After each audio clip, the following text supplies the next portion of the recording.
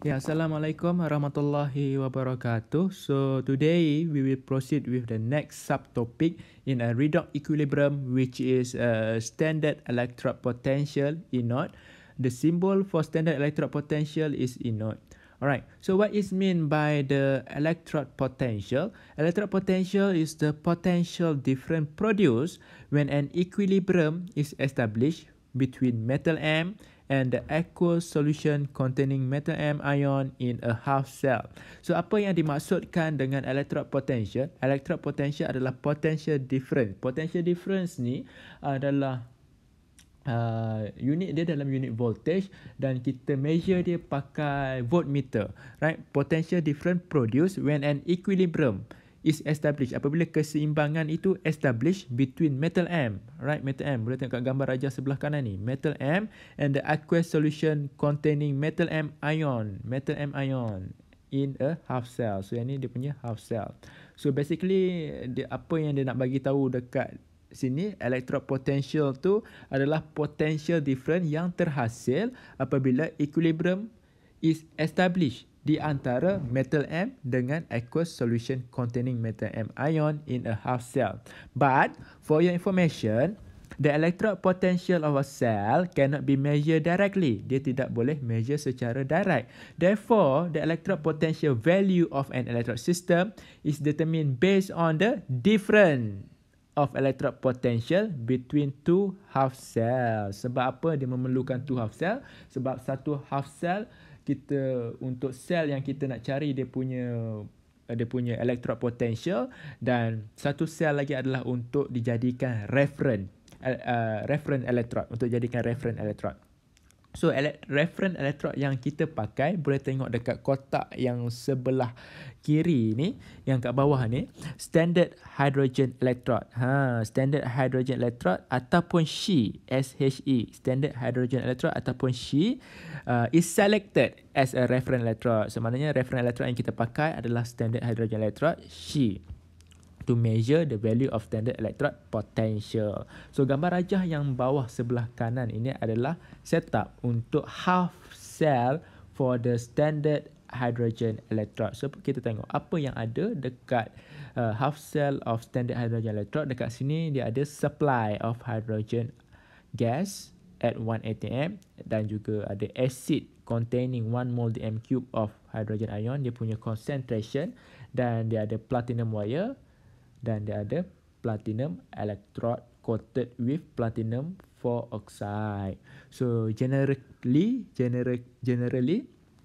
untuk slide ni dia just nak bagi tahu untuk nak measure electrode potential tu, kita kena ada two half cell. Satu sel untuk dijadikan sebagai reference dan satu sel lagi untuk kita nak cari sesuatu itu, right? So kita tengok slide yang kedua, right? To measure the standard electrode potential E0. So maknanya kita kena, dia ada standard condition dia yang kena follow. Standard condition dia. So dia ada 4 standard condition yang kena tahu, iaitu concentration of ion in aqueous solution should be 1 mole dm cube, and the gas pressure should be at 1 atm or 101 kilopascal, dan the temperature should be at 25 degrees C or 298 Kelvin, and the last one, the platinum used as an inert electrode when a half cell is a not metal electrode. Okay, so ni standard condition yang kamu perlu tahulah apabila kita nak measure the standard electrode potential. Okay, so this one is the half cell of standard hydrogen electrode. Half cell of standard hydrogen electrode yang kita tengok sebelum ni lah. So apa yang kita nak tengok dekat sini, kamu tengok dekat dia punya platinum electrode. Platinum electrode kat sini dia coated with platinum 4 oxide. Kenapa dia coated with platinum 4 oxide? Yang tu yang kita nak tahu. So kamu tengok info dia yang sebelah kiri bawah ni. Function of platinum 4 oxide ni adalah untuk increase the surface area of platinum to absorb hydrogen gas, so that hydrogen molecule are in closer contact with hydrogen ion in the solution. Alright, function dia nak increase the surface area of platinum to absorb hydrogen gas. Alright. So, benda yang penting yang kamu kena tengok kat sini adalah dia punya potential untuk standard hydrogen electrode. Right? Electrode potential. Standard hydrogen electrode punya potential kat sini dia adalah 0 volt. Yang ni kamu kena ingat. Yang ni kamu kena hafal. Standard hydrogen electrode, untuk standard hydrogen electrode dia punya potential adalah 0 volt. Yang ni yang kena ingat. That's why kita pakai dia sebagai reference electrode. Yang ni yang kamu kena ingat. Okay, so kita tengok contoh lah dekat sini untuk kamu lebih faham apa tu kita duk sebut two half cell. Apa tu two half cell, betul tak? So kita tengok contoh dekat sini. How standard electrode potential of zinc can be determined. So macam yang statement yang sebelum ni cakap, untuk nak cari standard electrode potential kita kena ada two half cell. Dan satu sel tu adalah untuk standard hydrogen electrode. Kita kena ada standard, kita kena ada reference electrode untuk nak cari dia punya standard electrode potential. Okey, inilah yang dimaksudkan, diagram inilah yang dimaksudkan dengan two half cell. Kalau kamu tengok sini, two half cell. Okey, satu half cell ni adalah untuk standard hydrogen electrode, standard hydrogen electrode, dan satu lagi adalah half cell untuk yang kita nak cari dia punya standard electrode potential lah. So kalau kamu tengok dekat sini, two half cell ni dia connected with short bridge. Short bridge. Ini yang kita panggil short bridge. So apa function short bridge ni? Function short bridge ni dia nak allow the movement of ions to complete the circuit. So maknanya short bridge ni dia punya fungsi dia untuk complete the circuit by allowing the movement of ion. So benda kedua yang kamu kena tengok kat sini, dia punya voltage. Dia punya volts 0.76 volt. So reading 0.76 volt ni untuk apa? Nanti kita akan tengok lah dekat slide seterusnya. Okay. Alright. So the standard hydrogen potential. Alright, untuk hydrogen potential. Hydrogen, untuk yang kita punya reference kita dah hafal. Dia punya potential adalah 0 volt.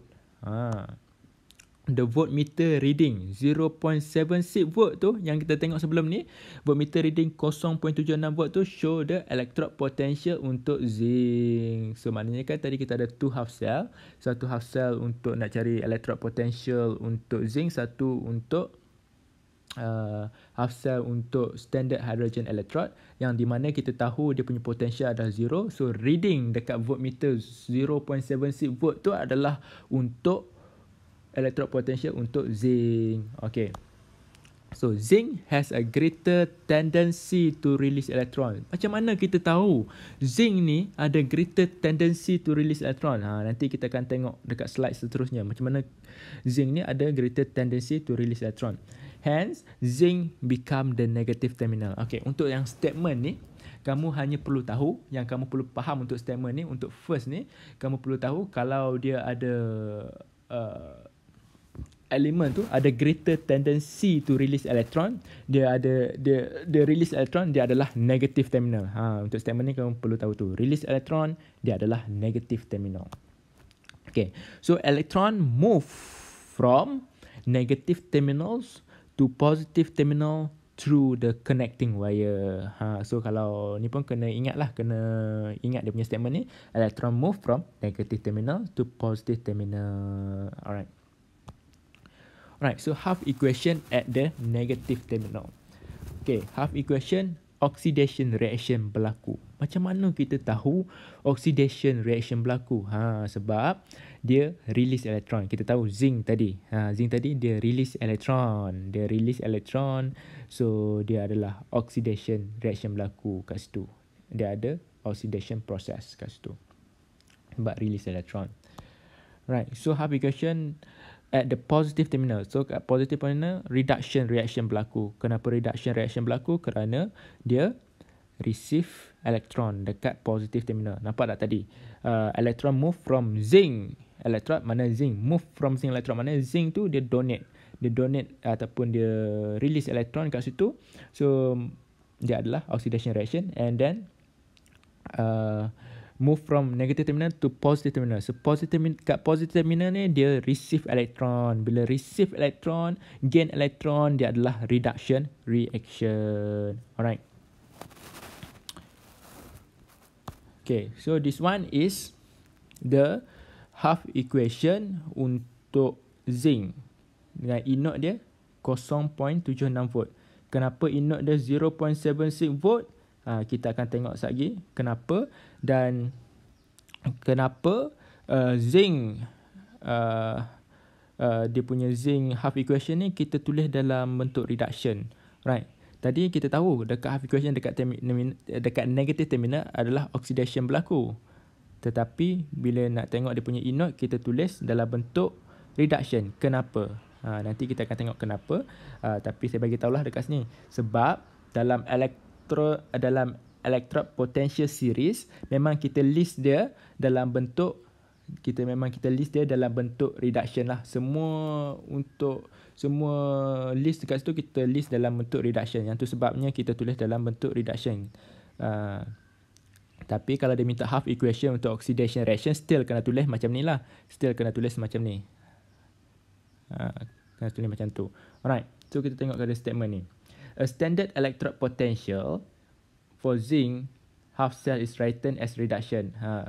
Sebab apa tadi saya dah bagi tahu, sebab apa dia written as reduction? Sebab list untuk electrode potential series tu memang kita tulis dalam bentuk reduction. Alright, dalam bentuk reduction. Then the negative symbol show that zinc electrode is negative terminal. So maknanya negatif. Kenapa? Tadi bacaan untuk voltmeter 0.76 volt tak? Tapi kenapa kita tulis dalam bentuk negatif? Sebab the negative symbol shows that the zinc electrode is the negative terminal. Dekat negative terminal.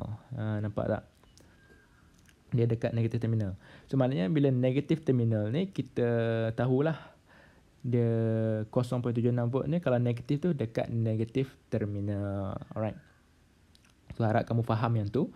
Alright, kita pergi kepada yang seterusnya. Oxidizing agent and reducing agent based on the value of standard electrode potential. Okay, macam saya cakap tadi. Kamu ingat tak saya cakap tadi? Untuk standard electrode potential series, yang ni lah standard electrode potential series, semua dia tulis, list dia tulis dalam bentuk reduction. Dia tulis dalam bentuk reduction. Kalau kamu perasan kat sini, semua dia tulis dalam bentuk reduction. So reduction, apa yang dalam bentuk reduction maksudnya, first dia tulis oxidizing agent plus electron plus reducing agent. Kalau kamu perasan kat sini lah. So maknanya untuk half equation dalam standard electrode potential series dia tulis dalam reduction. Right. Tapi kalau reaction to oxidation, kalau dia minta half equation kat situ, kamu kena tulis dalam oxidation lah. Just tukar je lah. Okay. Tengok statement yang pertama. Standard electrode potential series of a half cell arranged in ascending order. Nampak tak? Dia ascending. Maknanya dalam standard electrode potential series ni, dia arrange ascending order. Kalau kamu nampak ni, ascending order daripada negatif kepada positif. Nampak? Daripada more negative kepada more positive of the standard electrode potential value from the most negative to the most positive. Nampak? Dia punya arrangement dia. Dia punya arrangement of the electrode potential kat sini. Electrode potential kat sini. Dia arrange daripada most negative kepada most positive. Itu untuk standard electrode potential series. So dekat sini kamu kena tahu untuk standard electrode potential series ni, half equation dia memang tulis dalam bentuk reduction. Dia bagi dalam bentuk reduction, dan juga dia punya electrode potential tu dia susun daripada ascending order, daripada most negative kepada most positive. Yang tu kena tahulah macam mana nak baca standard electrode potential series ni. Right? Alright, so they also known as the standard reduction potential. Standard reduction potential, mungkin sebab semua half equation dia ni dia tulis dalam bentuk reduction, that's why they known as a standard reduction potential. Dan juga a half cell equation written as reduction. Yang saya cakap tadi lah. Okay, so kita tengok contoh dekat sini lah, right?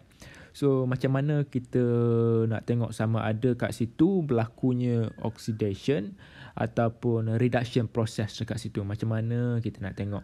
Alright, so kat sini contoh dia kat sini magnesium. Magnesium and silver. Okay, magnesium and silver. Macam contoh yang sebelum ni dia bagi zinc. Ingat tak tadi yang saya cakap nak bagi tahu macam mana tahu zinc tu ada greater tendency to release electron. Nampak? So yang sebelum ni zinc dengan hydrogen. Tak betul tak? Okay. So rule dia sama saja. Kalau kamu nampak dekat sini tapi saya ambil contoh dekat sini magnesium lah, sebab kat sini dia bagi contoh magnesium, so saya ambil contoh magnesium kat sini. Magnesium dengan silver. Okay. So kat sini kita tengok E0 value. E0 value of silver ion. E0 value of silver ion dekat sini. E0 value of silver ion is more positive. The more positive silver ion on the left side is a stronger oxidizing agent. Dia adalah stronger oxidizing agent, and it is easier for Ag ions to receive electron and undergo reduction. So maknanya bila dia lagi positif, dia ada lagi easier to receive electron and undergo reduction. So dia adalah bila undergo reduction, dia adalah oxidizing agent. Conversely, silver atom Ag on the right side difficult to release electron. So kamu kena faham kat sini, kalau dia lagi E0 dia more positive, dia akan undergo reduction. Sebab apa undergo reduction? Dia akan receive electron. Bila receive electron, dia undergo reduction lah. Okay. So kita tengok kepada magnesium. Magnesium. E0 for magnesium. Magnesium is more negative. More negative compare tu lah tadi lah. Sekarang kita compare between silver dengan magnesium tak. So magnesium ni lagi more negative. Bila more negative, magnesium on the right side is stronger reducing agent. It is easier for magnesium to release electron and undergo oxidation. So sama juga macam yang tadi, yang contoh yang sebelum tadi. Tadi yang kita tengok tadi, yang contoh sebelum ni zinc tak? Zinc dengan hydrogen, betul tak? So maknanya samalah. Zinc tu sebab apa dia ada high tendency untuk release electron? Sebab dia more negative compared to the hydrogen. Yang tadi tak? Okay. Alright. So dekat sini harap kamu faham lah dekat sini lah. So kita akan proceed kepada yang seterusnya lah. Kita akan proceed kepada yang seterusnya. So yang ni, untuk yang ni sama je macam yang saya explain tadi. Kalau molekul or ion tu dia more positive dalam more positive dia punya E0 value dia tu, potential value dia, kalau more positive dia ada greater tendency to accept electron and easier to undergo reduction reaction, and dia adalah stronger oxidizing agent. So kalau atom or ion tu dia more negative E0 dia more negative, dia ada greater tendency to release electron, easier to undergo oxidation reaction and a stronger reducing agent. So yang ni kamu kena faham lah. So baru kamu boleh decide yang mana satu oxidation, yang mana satu reduction kat situ. Alright. So kamu kena fahamkan yang ni betul-betul lah. Alright. So kita tengok kepada example. Kita tengok kepada contoh dekat sini. Copper wire. So ini semua ni adalah step dia lah. Kalau kamu nak jawab exam pun nanti kena follow step macam ni lah. Okay, how to identify oxidizing agent and reducing agent. Macam mana nak cari oxidizing agent and reducing agent. Copper wire in silver nitrate solution. Okay, so maknanya kita test kat sini copper wire in silver nitrate solution. So kita nak tengok, does a reaction occur? Berlaku tak reaction tu antara copper dengan silver nitrate? So maknanya kita kena tengok satu-satu, follow step by step. So kita tengok kat sini, first kita tulis balik dia punya inert value. Inert value untuk copper kita tahu dia 0.34. Dari mana-mana dapat? Daripada table tadi. Daripada table apa tu? Standard Electrode Potential Series. Dapat daripada situ. So inert dia 0.34. Untuk silver 0.8 volt. Yang ni dia just nak bagi tahu oxidizing agent plus electron dapat reducing agent ni, dia just nak bagi tahu yang kita dia punya half equation ni kita tulis dalam panggil apa? Dalam reduction punya cara lah. Alright. So kat sini kita dah tahu copper inert dia 0.34, untuk silver dia punya inert dia adalah 0.8. Alright. So untuk first step. The second step kita kena tengok dah dia punya statement macam yang statement yang sebelum ni, yang kita belajar sebelum ni. So kita tengok inert value for copper. Inert value for copper is less positive. Nampak? Inert value for copper kat sini 0.34 ni adalah less positive tak? Betul tak? Dia lagi kecil daripada silver tak? That's why dia less positive. So macam kita hafal statement sebelum ni, kalau dia less positive, dia adalah stronger reducing agent compared to Ag. Dia adalah stronger reducing agent. Bila dia less positive, dia stronger reducing agent. Okay. So copper atom has greater tendency to lose electron. Bila dia less positive, dia stronger reducing agent, dia easier to lose electron and undergoes oxidation. Kita ingat untuk undergoes oxidation, dia kena less positive. Dia punya inert dia less positive. Ingat statement tu. Alright. So yang kedua, kita akan tengok inert value for silver.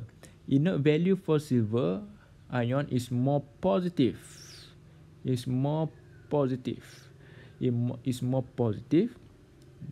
than inert value of copper. Silver ion stronger oxidizing agent and has greater tendency to gain electron compared to copper ion. And Ag ion undergoes reduction. Maknanya kena ingat juga macam saya cakap tadi, kalau dia more positive, dia undergo reduction. Dia ada greater tendency to gain electron. Right. So reaction occur. So maknanya reaction boleh berlaku lah dekat sini. Alright. So maknanya copper tu boleh displace silver from silver nitrate solution because copper is a stronger reducing agent. Maknanya bila dia reducing agent, dia boleh release electron. So dia boleh berlaku release electron, dia boleh berlaku oxidation process dekat situ. So boleh berlaku lah, redox reaction boleh berlaku dekat situ. Okay. So maknanya kena ingat kat sini, maknanya elemen yang nak displace another element tu, dia kena strong reducing agent. Dia kena stronger reducing agent. Maknanya dia kena strong reducing agent. So kalau copper ni adalah weak ataupun dia di bawah Ag, so maknanya dia tak boleh nak substitute lah, dia tak boleh nak displace Ag tu sebab dia bukan strong reducing agent. So ingat, nak substitute copper ni, dia boleh substitute silver nitrate ni, dia boleh substitute, dia boleh bukan substitute, dia boleh displace copper ni, dia boleh displace copper ni, dia boleh displace silver ni disebabkan dia stronger reducing agent. Stronger reducing agent maknanya bila stronger reducing agent, maknanya dia lagi less positive lah, less positive. Okay. So kita tengok contoh yang kedua. Okay.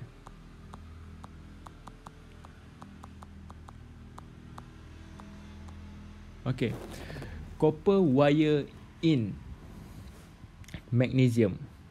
Copper wire in magnesium nitrate. Okay, does a reaction occur between copper and magnesium nitrate? So macam biasa, first step kita listkan dia dulu. Tengok dia punya inert value. Inert value untuk magnesium, inert value untuk copper. Alright. So kita tengok sini. Inert value of copper. Okay, sekarang saya cakap, ingat tadi yang saya cakap, untuk copper, untuk copper dia nak substitute something, dia kena strong reducing agent. Dia kena strong reducing agent. Ingat yang tu statement tu. Untuk sesuatu elemen tu nak displace another element, dia kena strong reducing agent. So kita tengok kat sini copper. Copper kat sini dia, dalam situasi kat sini copper nak displace magnesium dekat sini. Okay, so kita tengok copper. Copper is more positive. Right? Daripada sini kita nampak copper is more positive than magnesium. Copper is a weaker reducing agent. So nampak dah kat sini. Bila dia more positive, dia weaker reducing agent. Copper atom has lower tendency to lose electron. Maknanya dia ada lower tendency to lose electron. So copper atom does not undergo oxidation. So dia tidak berlaku oxidation dekat situ. So kamu kena faham dekat sini. Macam saya cakap ni, saya ulang balik. Untuk copper, untuk sesuatu elemen tu nak displace sesuatu elemen tu, dia kena strong reducing agent. Bila strong reducing agent, dia kena ada dia kena ni lah, dia kena more dia kena less positive lah, baru dia akan jadi strong reducing agent. So still kita kena buat ayat dia juga. Kita tengok untuk magnesium pula, inert value untuk magnesium ion is more negative. Value more negative than inert value of copper. So magnesium ion is a weaker oxidizing agent. Magnesium ion has a lower tendency to gain electron, and magnesium ion does not undergo reduction. Alright, so maknanya kat sini untuk copper dengan magnesium ni dia tak berlaku lah, dia punya reduction, dia punya reaction tu tak berlaku between copper and the magnesium nitrate ni, tak berlaku. Sebab apa? Sebab copper cannot displace magnesium from magnesium, cannot displace magnesium from magnesium nitrate solution, because copper is a weaker reducing agent compared to magnesium. So macam saya tekankan sekali lagi, untuk nak displace copper tu kena jadi strong reducing agent. So kena tengok kepada dia punya, kena tengok kepada dia punya inert value lah. Nak identify reducing agent tu weak ataupun strong, kena tengok kepada inert value dia. Okay, so cara nak menjawab soalan yang begini, kamu kena follow steps by step. Kamu kena follow step by step macam ni ya. Okay, so maknanya kena ada point. 4 step ni kamu kena follow.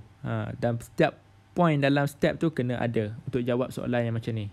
Okay, first step, kamu tengok dia punya inert value, and then tengok dia punya inert dia untuk sesuatu elemen tu positif, less positif ke more positif. Yang ketiga, tengok yang untuk elemen satu lagi. Yang kedua, tengok reaction tu occur tak occur. Okay, so sama juga macam ni juga. Nak jawab kena ada semua ni lah. Alright, so yang ni memang fix lah. Untuk kamu dapat markah penuh, kena ikut cara ni untuk jawab soalan tu, soalan yang begini. Right. Okay, so ni ada exercise self-assess 1.2, textbook page 26. So boleh proceed buat soalan dalam textbook itu. So setakat tu saja kelas untuk hari ni. That's all. Thank you.